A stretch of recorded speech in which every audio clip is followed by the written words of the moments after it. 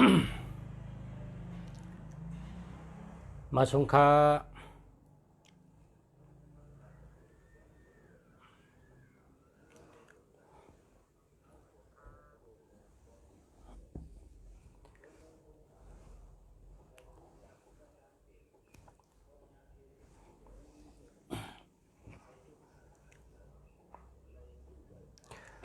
มาสงคา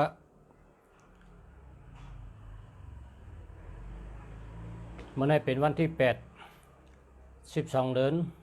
2 แห่ง21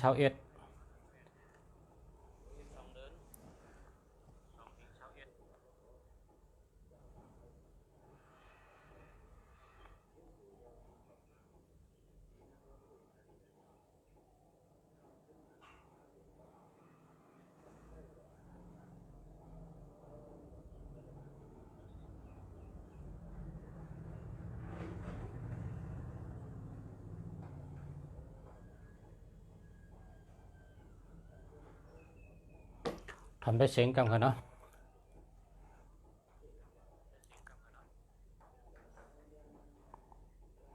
มาสงคาเมื่อในก็ด้วยหมายพงปันพ่อแม่พี่น้องผู้ทำยินได้ก็หักก็ค่ะด้วยปันหมายพงเจ้าหือลีเจ้าหือหึงมีเงินอันลำลองในเฮาขาดมีเงินอันลำลองเดือเปิ้นในหรือมีเงินก้อยกะหมายพงในซ้ำมังเจอมันเป็นตัวนับมีเงินมังเจอเป็นตัวนับอันอำลิจักมังเจอก็หลีมังเจอก็หลีสภาวะมันเหมือนจังหนังเฮาว่าไม่กดเปิ้นเอาเฮ็ดแอกเรียกกดเปิ้นเอาเฮ็ดเคียวก้นใจกดเปิ้นเอาเฮ็ดสังอะไร ก็เพราะฉะนั้นแหละตัวนับอันเฮาขาดเดียวมาเจอตัวนับมีเงินตัวนับเมตตาตัวนับอยู่ลีกินหวานตัวนับมีปรามีมีอำนาจตัวนับหลอดเพเฮาขาดเดียวมาเจอก้อยกะตัวนับอันปันพรดีก้นเฮาปันทุกข้าก้นเฮาปันเพก้นเฮาเจนั้น เปิ้นเจ้าค่ะเปิ้นเจ้าเปิ้นตื้นเจ้า เอหลูพ่อแม่พี่น้องมังก็มังก้นเอหลูเต้ปีญาก็ไล่เห็นตั้งหูก็เกตั้งหูก็เกตั้งหันก็เกการเห็นไปเสลอเมื่อก็เรียกไรเห็นเพิ่ถึงก็ใหญ่มาซ้ำยากเปิ้นเจ้ากินแห้งหลายๆไล่เป็นจะไหนมีก็เปิดเอหลูก้นหมังก็อันเจออันหูนั่นน่ะใครลัดในเขาให้เขาไล่หูตีป่องมันให้เขาได้อยู่ดีกินหวานให้เขาไล่อายุยืนยาวให้เขาไล่ตัวแคมชาเจอแคมชาให้เขาหลอดเพลีให้เขามีปัญญามีอำนาจให้เขามีเงินกินเงินเจอใครลัดในเจอคนอันเป็นคนหลีก็กะเมาลองการเห็นเมาลองปิญญา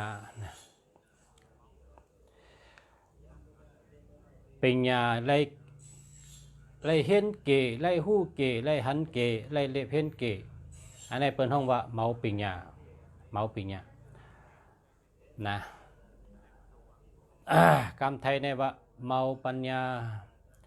เพราะว่าเมาในอันก็เปิดเขาเมื่อก็เรียกก่อมไล่เห็นใหญ่มากก่อมไล่เห็นไร เล่ละว่าในตั้งหู้ในพอเฮาคำหู้ใน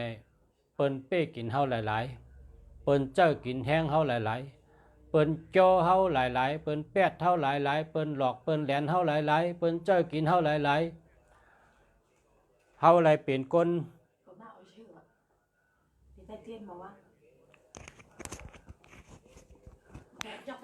เจอกลับมา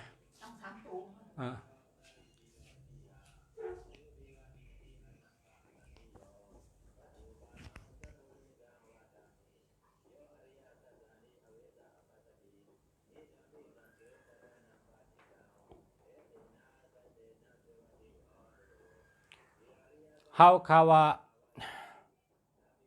ปอเป็นคนในเมืองไทยอยู่วันดอกนาปางในลีเอลูน่ะเขาจู้เจอได้เขากะลาดปันเขาให้เขาเลยหู้ตีปองมัน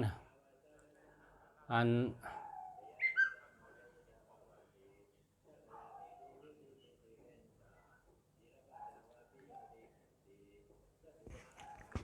กำคันนะย้อนข้างกำ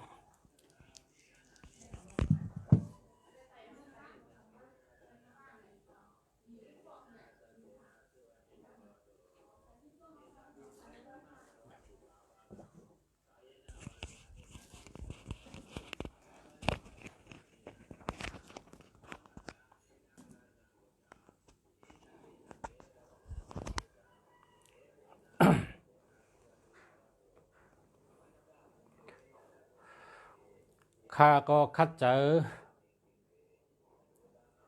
ลาดมาหลายปีอ่ะเฮาอันชูเจ้าจอยข้าลาดพองเพราะว่าอันเปิ้นว่าอย่าไปเจอนั่นมันมีอยู่เจ็ดกูนะเจ็ดกูอันเปิ้นว่าอย่าไปเจอนั่นมันมี7กูไงเพราะเหลือเช่นนั้นเจออะไรอยู่ก็ก็ลีห้ามเรียนว่างหลุดทำทั้งกำเนาะจองลีห้าลีห้าเนี่ยได้ทำทั้งกำอันเปิ้นว่าอย่าไปเจออันเปิ้นห้ามเจอนั้นมันมีอยู่เจ็ดกูนะมี7กูเพราะเผาเป็นแต่ก็เนื้อแพทย์บุกค่ะในก็แชร์ตัวอย่างผังมันจ้าอันตัวลีกแรงๆนั่นค่ะจ้าอันตัวลีกแรงๆนั่นอย่าไปเจอเพราะเป็นสีแดงนั่นอย่าไปเจอค่ะนะเพราะว่าอันเป็นแต่ก็เมื่อไหร่ก็ข้าก็ลัดนี้เนื้ออันคาลัดนี่ก็แหละอันที่เปิ้นปันเจอเปิ้นว่าอย่าไปเจอฮาเวนั่นมี7กูได้เป็นอันแล้วเนี่ย1นะกูที่1คาเตลัดกะตามกันกะนะ1 2อันนั้นก็2 1อันนี้เป็นกู1 2ก็ไม่2 1ก็ไม่อย่าไปเจอย่อซ้ำก่อแทงกูที่2 1 3อันนั้นก็3 1นะ1 3อันนั้นก็3 1นี่เป็นคู่ที่2อย่าไปเจก่อแทงกูคู่ที่3นะคู่ที่3 1 8อันนั้นก็8 1อันนี้เป็นคู่ที่3มันเป็นกูจังไหนเนี่ยเปิ้นว่าอย่าไปเจก็เปว่ามีคนเจอให้แล้วทุกข้าย้อนมันเป็นย่อกาย้อนมันญาเพย้อนมันหยาบเฮ้อทุกข้าเจอย้อนมันนำหนาปันเพก้นนำหนาแหละเปิ้นก็ออกมาลัดว่าปันสติก้นตั้งหลายปันสติกันกูก็กูก้นกับเมื่อเหลียวในเปิ้นเจอพงจับตัวห้างเผาห้างมันอันเป็นกูตัวแรงๆนี่อย่าไปเจอนะเพราะเจอนี่เป็นเพย่อกาน้ำตั้งไม่น้ำสุกชักน้ำปัญหาน้ำหนาจังไรออกมาลัดเฮาพอไม่พี่น้องฮับหู้ฮับยินน้ำนะเพราะเหลือเหตุฉะนั้นเจ้าหังก็ไล่นะ1 2 1 3 1 8มี3กูกำได้ซ้ 27อำนั้นก็72นะอันนี้ก็อย่าไปใจอำนั้นก็กว่าแทงกูที่37อำนั้นก็73นะเพราะมันจับกันเนี่ยมีกันอะไรก็มีตั้งเงาตั้งปลายตั้งโหตั้งหางในกลางอย่าไปเจอละนะย่อกว่าแทงกู121318273767กว่าทางกรุง67นะ67อำนั้นก็76อันนี้ก็เพลอมีไว้ในก็เวเฉอย่าไปเจออย่าไปตื้อนะมันติปันทุกข้ามันติปันเพมันติปันลองเฮ่อหยาบมันก็เงี้ยปัญหาน้ำนะลอง13แสนเปิงลองเพน้ำยันชูน้ำปัญหาน้ำย่อกาน้ำกีดขวางลองกีดขวางวิน้ำน่ะก็เพราะฉะนั้นแหละลาดมาแล้วเจอในเฮเวกันเฮอย่าไปเจออย่าไปตื้อ เปิ้นปันก็อย่าไปเอาเพราะเจ้าเก่ามีก็เอาแปดเทนะก็หาซื้อมาอันที่มันอ่ำป้าตัวอันเจออันสลาลาดนี่นะ121318273767นะเมื่อเดี๋ยวในหูย6กูนะคือทางกูหนึ่งคือทางกูหนึ่งได้ซ้ำตรงเนี้ยhơiมีตัวเร็วก็นะตรงเนี้ยhơiมีตัวเร็วกำไตเนี่ยแปลว่าศูนย์นะศูนย์ให้มันมีตัวเร็วก็นะศูนย์ให้มันมีตัวเร็วก็เพราะว่าเขาก็ซื้อหมายพงในที่หนึ่งเขาหลุดด้วยว่าศูนย์มันมีหลายตัวเอาอันศูนย์มันมีตัวเร็วนะเอาอันศูนย์มันมีตัวเร็วก็เพราะศูนย์มันมีตัวเร็วแมนเนี่ยค่ะแมนเมียวมันเนี่ยค่ะจือใจอะถูกแมนเนี่ยค่ะก็เพราะฉะนั้นแหละหนังฮือและบ่แม่พี่น้องแต่ก็ตั้งหลายอะไรฮู้ไว้สติวิริยะเปกามสติวิริยะเปกาม พอเฮาสติพอเฮาวิริยะไว้มันดีเลยนะมันดีเลยอันเป็นเย้าจองก้อยเกไขตีหลังเนอะพอเป็นเย้าเฮจองก้อยเกไขตีหลังในพอเจ็บเย้าพอซุ่มเย้าจองก้อยเกในความไตเปิ้นว่าตกเฮินเย้าจองก้อยเมเฮินตกจานเย้าจองก้อยเมจานในว่ามันพอเป็นเย้าน่ะมันพอซุ่มเย้าน่ะมันพอเจ็บเย้าน่ะมันพอยาเย้าน่ะจองก้อยเฮ็ดเนี่ยตกลื่นเย้าก้อยกะอำเป็นสังยังหลีเหลือเสอันหู้อยู่และอำเฮ็ดมังก็หู้อยู่ซ้ำเหยียบหู้ตื้อเนอแต่นั่นน่ะยังแค้นเดือคนเจ้านั้นไปหนังฮือและปอเฮาแม่เฮาการเลี้ยงดูลุ่มลาเฮาบ่เป็นคนมาเนี่ยปอเฮาก็ฮักเฮาแม่เฮาก็ฮักเฮาเลี้ยงดูลุ่มลาเฮาต่อถึงบ่เป็นคนมาพอเฮาเป็นคนมายาวเนี่ยปอเฮาแม่เฮาในเฮ็ดวตลาเปียวเขาเจ้าก็รับร้อยเงินร้อยคำกว่าเยาเขาเจ้าก็รับร้อยเงินร้อยคำกว่าเกิดไว้เฮาขาในเป็นสภาวะในโลกาเนี่ย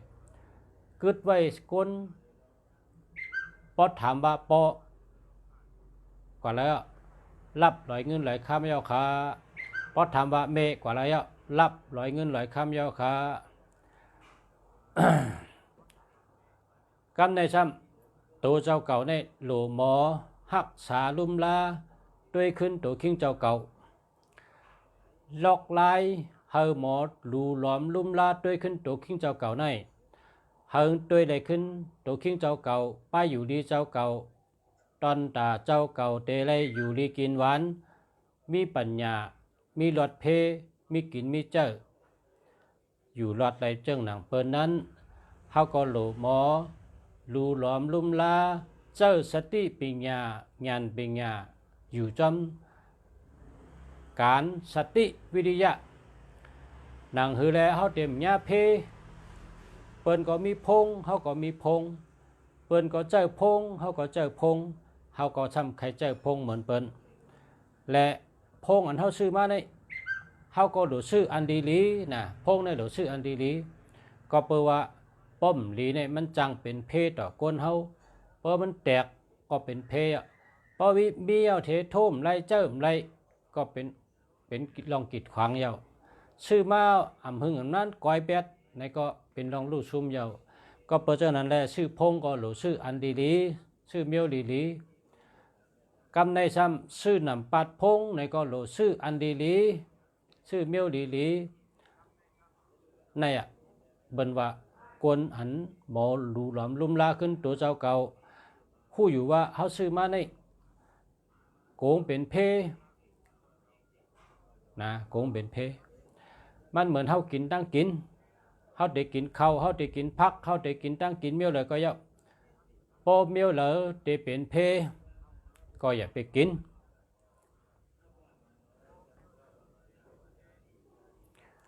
พอเมียวเลยได้เป็นเพ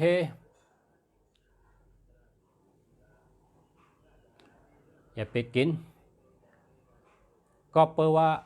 โตคิงเฮาในตาเตเป็นก้นในพอเฮาไม่เฮาไหลลุ่มลามาหยับนะเลี้ยงหรือลุ่มลาหยับนะพอเฮาเป็นก้นเฮาซ้ำโหลหมอฮักตัวฮักเจอโหลหมอลุ่มลาอาศักเจ้าเก่าเฮาพอเลยอยู่รอดยืนยาวกว่าวันตามื้อนะฉะนั้นครับนางฮือแลแต่เลยเจ้าหมายพงอันมีเงินนั่นนะซ้ำหลูเจ้าจังฮือเนี่ยเฮาขาววนว่าแต่กดกูก็เขามีเงินนะพอมีเงินเฮ็ดสังกองง่ายพอมีเงินหลีไต้ก็หลีจือเสียงหลีพี่น้องหลีปีญาดีตั้งกินดีตั้งนุงดีมันก็มีมาก็เพราะฉะนั้นเนี่ยเราเลยมีเงินหมายพงอันมีเงินจำเป็นจังหือคลาหมายพงอันมีเงินจำห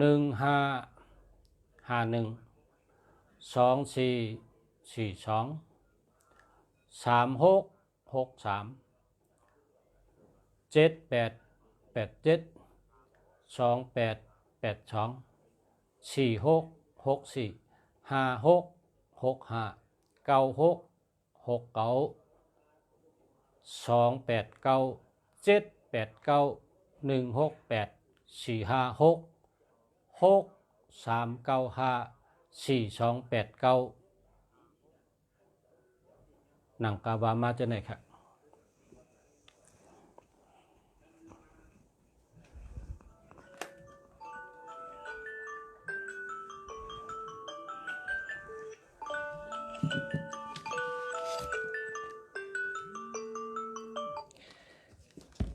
ครับ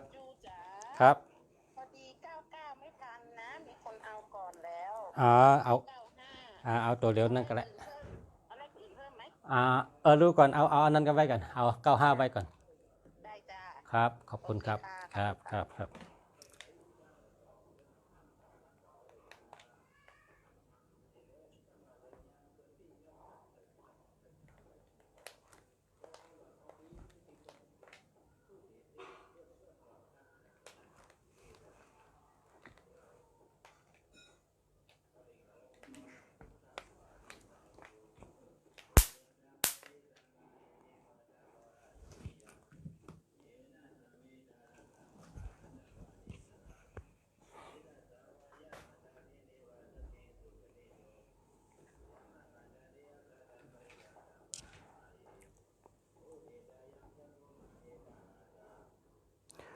จองทอมตันอยู่ค่าห้าพอไม่ปีน้องเขาตัวเลยมีเงินในคัดได้ขึ้นลัดในแทงกำหนึ่ง นะตัวเรามีเงิน15243678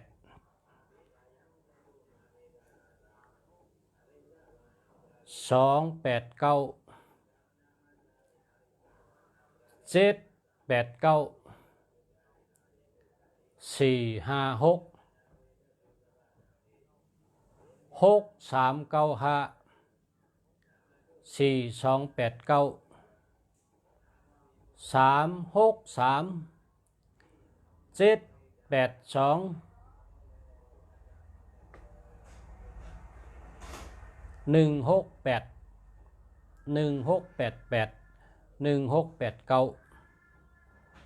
7899 2899 159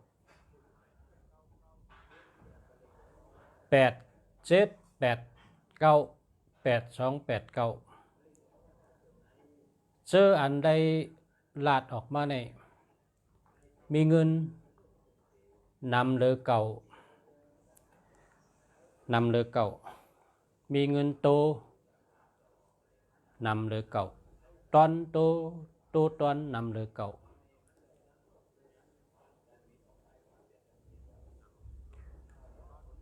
พอเหลือเส้นในก็มีอยู่ก็น่ะแห้งมันเต็มพอเยอะนะแห้งมันเต็มพอเยอะ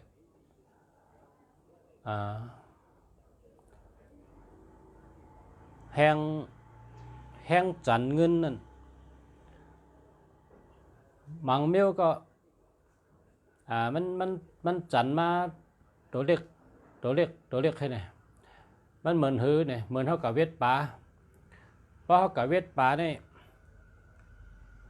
เพราะเขาเอาเตือกเลือนในกับเวทป่า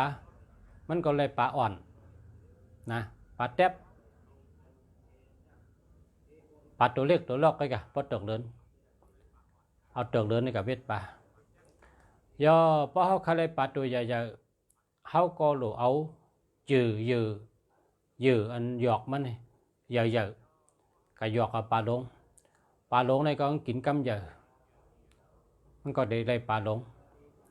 อันนี้เป็นคนเวทป่าก็เหมือนคนหาเงินเย้าก็คนอันมีแนงมีไส้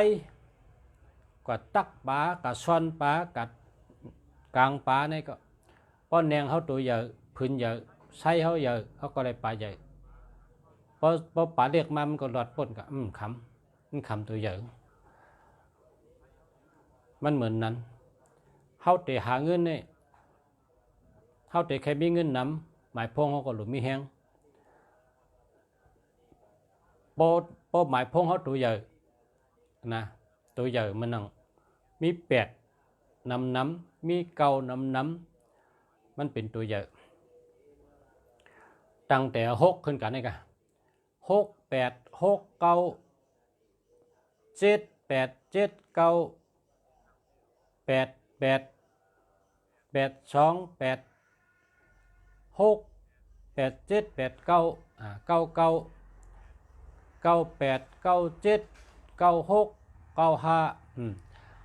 มันต้องมันหลุดเลยตัวใหญ่มันแต่มีแหงเฮาได้รัดนี่ว่าบ่เป็นก้นหอกาเนี่ยบ่แม่นเป็นกาหลงบ่เนี่ยเฮาก็ต่างตุ้มต่างต้นไม้อันใหญ่ๆก็ได้บ่เป็นกาอ่อนเอากระต่างต้นไม้กานึงก็ก่อยกับคำเดียวมันแห้งมันเป้แหละก้นเจอหมายพงในก็หลุดเจอตัวใหญ่ๆ1เหยอะ1ดีมันแต่ไรเงินนำนะ1เหยอะ1ดีมันเหมือนก้นชื่อกาเพราะกาในหนึ่งกาเป็นกา10 โลกาหลงบ่ได้1แค่นต่างตุ้มต่างนักไรลีงามเหมือนนั้นค่ะคนหาเงินก็เพราะใครมีเงินนำก็หลหาหมายพงใหญ่เจอไว้หมายพงเล็กก็เลยปลาอ่อนไรเงินเกะหมายพงใหญ่ก็เลยเงินนำแหงมันใหญ่อุปมามันเหมือนเท่ากับชื่อกาเพราะเขาชื่อกาหลง ต่างนักต่างนำไรพอเขาซื้อกาอ่อนกาเล็กๆมันก็ขี่ไรฮอไรขี่ไรก่อไรไปไรก้อยหนาต่างนักไรแทงเมียวหนึ่งแตกในว่าเฮาคาแตกในว่าก้นก้อนหนึ่งถอดแคปดินเฮเลียนก้นก้อนหนึ่งตื้อซอกดินเฮเลียนเพอเลยได้กว่าอันตั้งนะก้อนตื้อซอกดินนั่นกัดถึงอันตั้งก้นก้อนหนึ่งเลียนก้นก้อนหนึ่งขี่ม้าก็ขี่ม้ากัดถึงอันตั้งก็เปิดแห้งมันใหญ่ก้นก้อนหนึ่งเลียนก้อนหนึ่งขี่สปินกว่าไก่อันตั้งเพราะว่ามีจักปั่นก้นก้อนหนึ่งขี่สปินก้อนหนึ่งขี่รถเครื่องถึงอันตั้งก้นก้อนหนึ่งขี่รถเครื่องก้นก้อนหนึ่งขี่กาถึงอันตั้งก้นก้อนหนึ่งเอารถเครื่องโต้โคก้นก้อนหนึ่งเอากาโต้โคก้นอันเอากาโต้นั้นต่างไรนำเลยก้นเอารถเครื่องโต้โคในค่ะอาทิตย์เปมันเปิ้นก็แตกในจังไหนค่ะสาระเฮาค่ะช้อนมือเมื่อเฮาค่ะก็ขึ้นเฮียนก็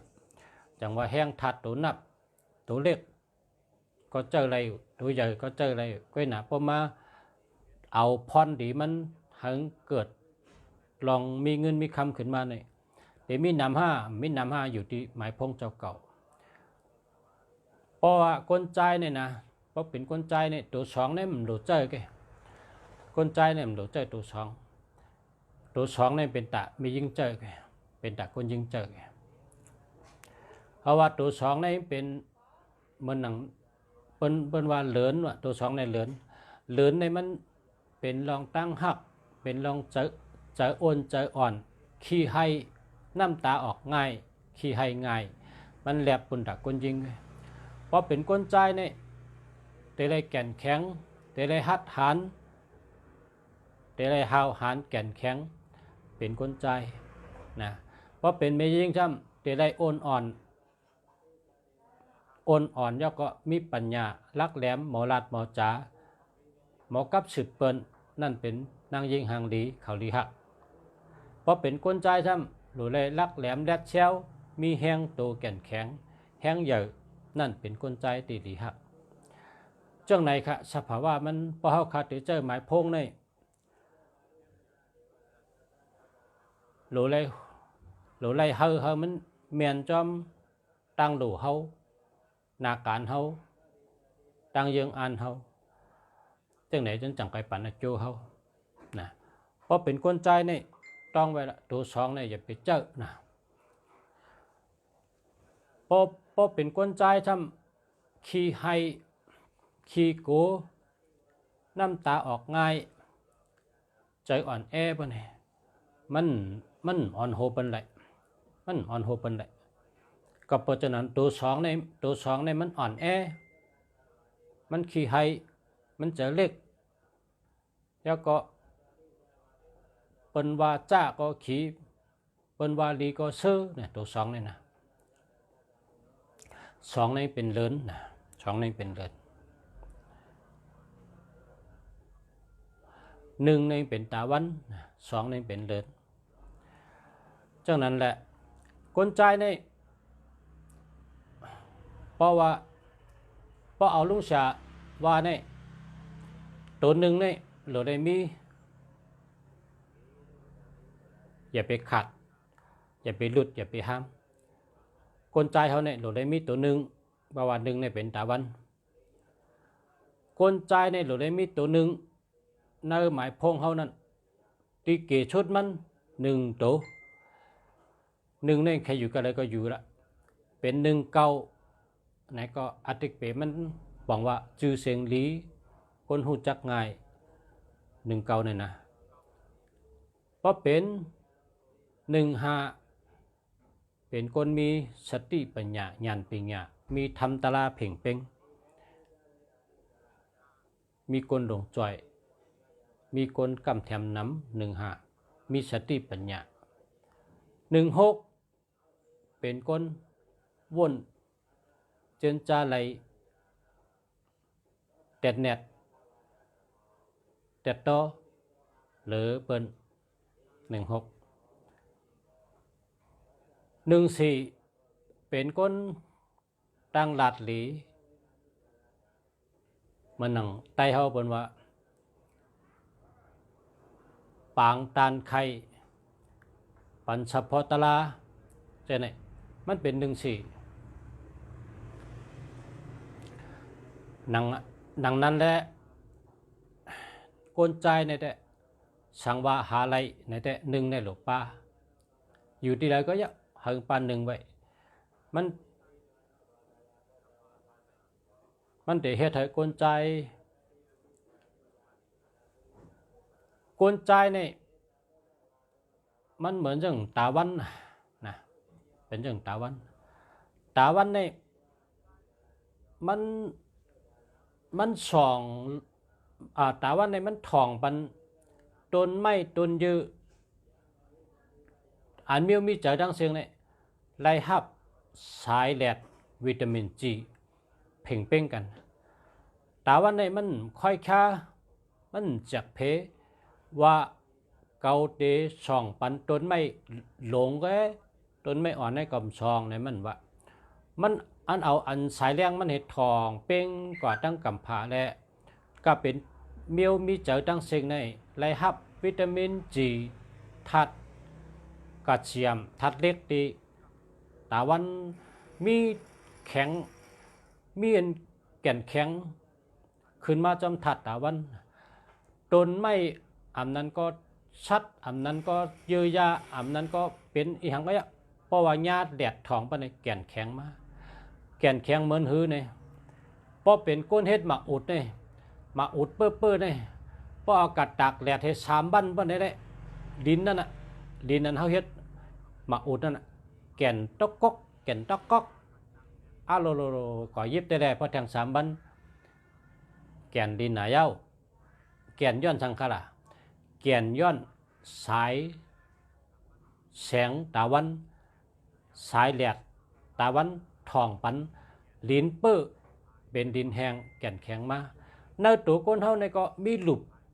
เป็นปิดเป็นปอดในโป๊ะเผออ่ำตากแดดเพื่อในอ่ำแก่นแข็งก้นก็เลยแหละถอดแคบดินให้แหละจุกเนอลินเวียกชวนกูวันขุดดินกูวัน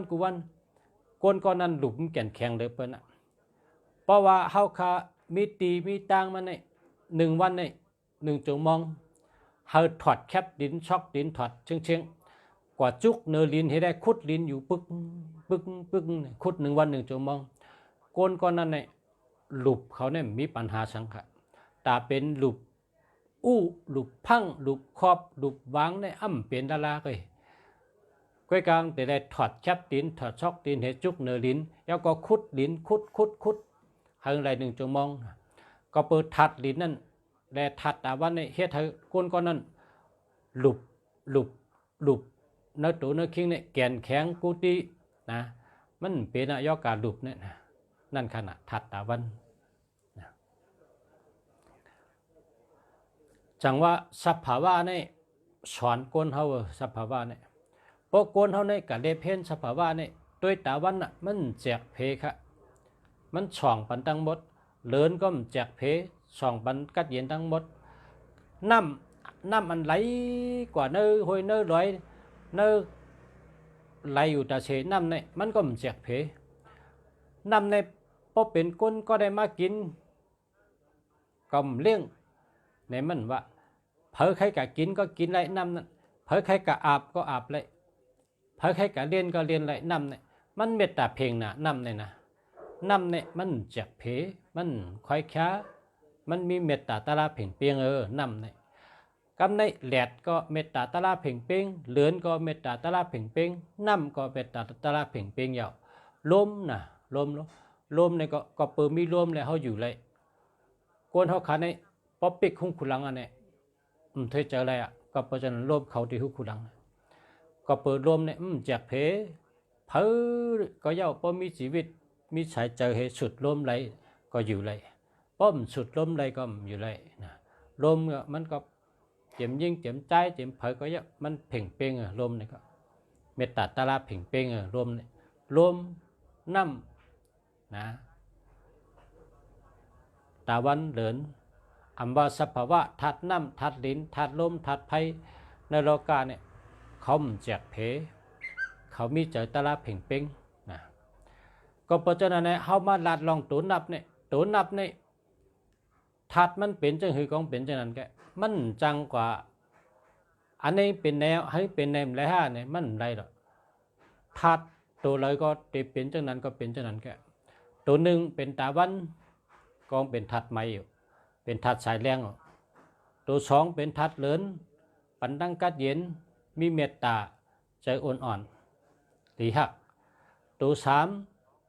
เป็นทัดหัดหานแลดเซลอัมโกเพอตัวสี่อุบลัดกับสืบกล้าขายเป็นรองอุบลัดตัวห้าสติปัญญาญาณปัญญามีสติมีสมาธิมีวิริยะตัวหกเป็นตัวเงินและเย็บเงินและอ่านเงินและนับเงินกล้าขายการงานลองอุบลองลัดลองปัญญาป้ายมอนลองห้องความต่อยติงให้ติงแต่ต่อยตุริยาของมองซึ่งเสียตลอเป่าปีในเป็นตัวหกตัวเจ็ดเป็นคนคัดเจอตั้งวนตั้งเฮ็ดกูเบี้ยวการนักก็เอาการเว้าก็เฮ็ดเวการเวงานเฮ็ดกูเบี้ยวตัวเจ็ดใกล้ตัวแปดหัดหานแลดเซลอัมโกเพอเป็นคนมักคนมีเป็นคนมีเงินเป็นคนมีอำนาจตัวเก้าเป็นนางพระเป็นเจ้าเป็นนางเจ้าทอดเจ้าเมียทั้งหลายตัวเก้าเป็นอันอุบขึ้นทั้งหมดนะปอบกรรมมาในเป็นว่าอโชก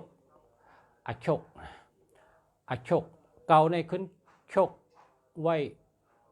ก็เป็นตัวนับ1 2 3 4 5 6 7 8เนี่ยตัวเก่าในอย่าเลยเปิดให้ได้ขึ้นเป็นอันอุบมันไว้นะตัวเก่าในจังว่าอยู่จอมเผยก็ปันพรดีสังวาลีเตลีต้อนหรือ3 ปุ่นสังว่าก็อยู่จอมให้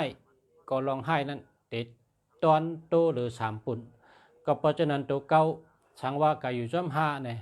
ก็เปิดหาในเป็นครูบาอาจารย์สติปัญญาเนี่ยเพราะเก่าหาเก่าจับกันไปเลยลีโทนเอา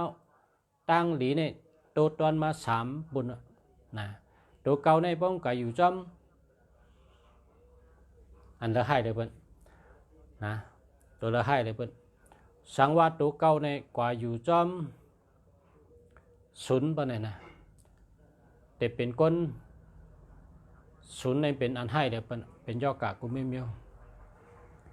โปกนก็นั่นเป็นย่อกามาในมีผาหูลองมันชาวบุญเขาเจ็ดก็มหูกว่าเอชลีก็มหูกว่าเจ็ดย่อกาก็มหูยาก็มหายซ้ำเฮ็ดหือหึงหายละเนี่ยแต่ได้เฮ็ดจอมตัวเก่านั่นขึ้นก้นอันเจ้า0990ให้ได้เป็นย่อกาได้หรือได้ลองซ้อม7 วันนั่งสมาธิ7 วัน1 วันได้1 ชั่วโมงก็แล้วสวดมนต์ไหว้พระกลางในกลางค่ำแล้วก็เฮ็ดตั้งดีนั่นกะเฮ็ดตั้งดีในต่อเนื่องเฮ็ดต่อเนื่องก็กะปหมอก7 วัน8 วันแต่อาจูอันใดเฮ็ดตั้งดีนั่นขึ้นมายดยาปัญญากาบมันมันก็หายกับอำหุตัวก็หายกับมะเริ่มหุตัวนะก็แปลว่าเพราะเผอเป็น0990ให้ได้เป็นยอกาบมาเนี่ยดูได้เฮ็ดตั้งดีขึ้นดูได้ลองซ้อมเฮ็ดเข้าดีพักวันให้ลองซ้อมกับซ้อมกับปั้นดูตันพระเมียตะลาเมียสังขาเมียปังเหมือนเจ้าเหมือนจ้างกับซ้อมกับปั้นดูตันหยัดน้ำอยู่เฮือนก็สวดมนต์กลางในกลางค่ำสวดมนต์แล้วก็เผยเมตตาหยัดน้ำนั่งสมาธินับหมากปล่อยนกปล่อยปลาปล่อยสัตว์ขัดชีวิตเจ้าเนี่ยขัดสายใจเปิ้นเจ้าเนี่ยพอเฮ็ดจังไหนจังตั้งดีนำมาเนี่ยก็สู่นั่นน่ะขึ้นกับยอดยาปันมันก้นก็เลยเจ้า90เนี่ยบ่เป็นยอกามาเนี่ยอำโลยาก็หายหรืออะไรเฮ็ดตั้งดีเนี่ยเอาขึ้นก็สู่ขึ้นยาขึ้นเอาการดีก็สู่นั้นขึ้นยอดยาขึ้นมันก็หายก็เหลียวมันอันนี้มันเปลี่ยนมาสภาวะก็เนื้อแกมก็มีเตรียมจังไหนเนื้อสาระสอนก็สอนจังไหน ต ที่เฮาคักก็ขึ้นเห็นว่าก็ฉลาดก็สอนจังได๋ก้นอันเป็นตัวทบก็เปิ้นก็เฮ็ดจังได๋ให้ได้หายกะ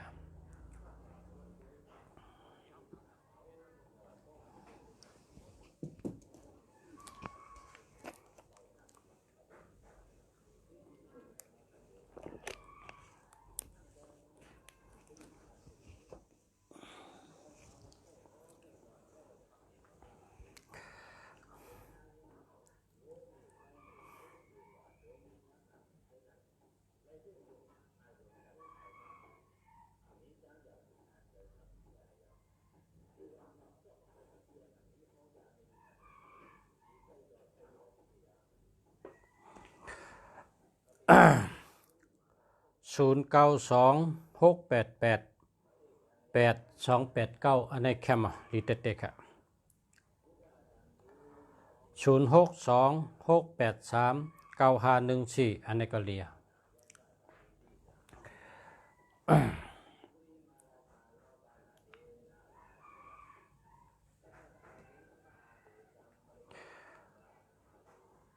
0991589664อันนี้เลีย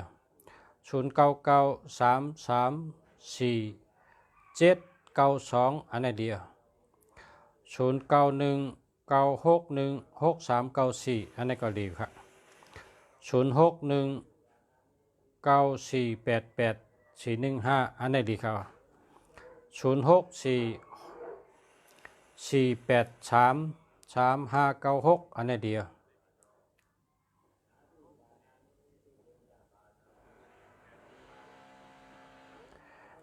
0947545487อันนี้ก็ดีครับ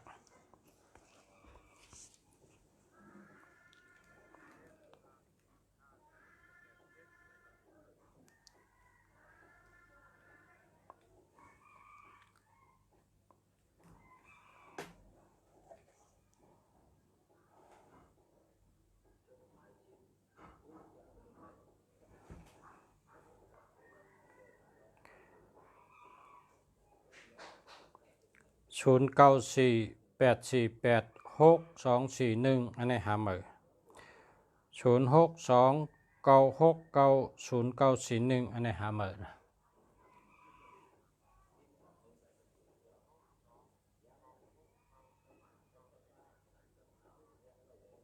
ที่เมืองขายอยู่ในกัดน่ะเนี่ยซื้อไต้หนังกันขึ้นซ่อนกันครับเนี่ยดังนั้นก็ซื้อไต้ปืนหนึ่งซื้อวันเนี่ยนะซื้อวันขอนอันนี้ผืนหนึ่งอันนี้ทำเพียงผืนหนึ่งมาซ่อนกันซื้อไต้ซ่อนกัน2ตัวในอุ่นดีนะ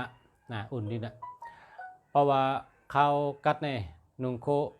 คไต้เนี่ยเป็นโควันเนาะอุ่นดีนะ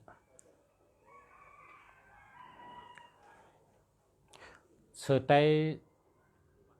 ซ่อนกันครับซ่อนกัน2ผืนเห็นนุ่ง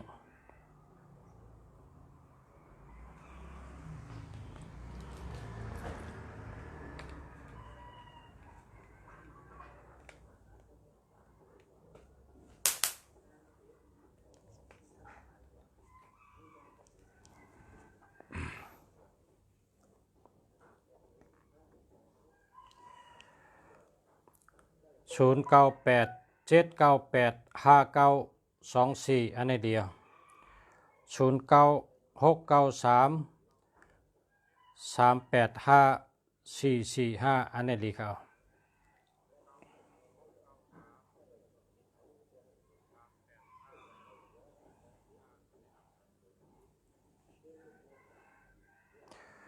มาสงคามังกราปาเสียมังกราปามาสงคา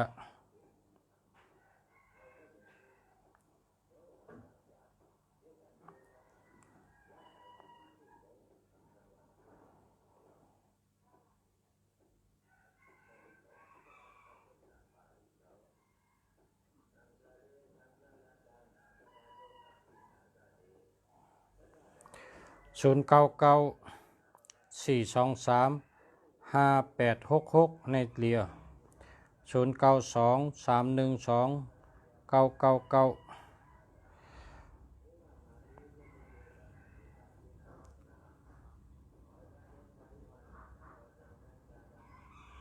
อันนี้ติปอกทีเนี่ยพอปอกทีเอาเบอร์น่ะแปดเห็นนะพอปอกทีก็ซื้อเบอร์ใหม่เฮเบอร์เนี่ยเอาแปดเฮอันก้นอันมีเกา3ตัวตั้งปลายเนี่ยนะปอกทีป้องปอกทีเนี่ยก็เขาก็เบอร์นั่นน่ะเอากับแปดเฮแล้วก็ซื้อเบอร์ใหม่เฮ็ดจังได้เอาแปดเนี่ยมันมี31มันมี12ครับนะ092 312 999นะมันมี123นะ123อยู่ในกลางมันดีเก่าๆหลายๆก็เพราะเหลือนั้นมันดีนะ094775980820ทำเลยครับ0969564593อันนั้นเดียว0634427730ทำเลยครับ06613738ทำเลยครับ0652184125ทำเลยครับ0991436352จะแล้วครับ09468669เนาะ698737ทำเลยครับ0652184215ทำเลยครับ0617877426เนี่ยจะแล้วครับจะแล้ว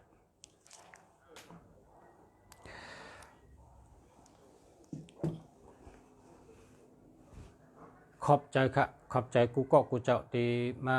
ทำรายการเสียงของเมืองดีค่ะเนาะ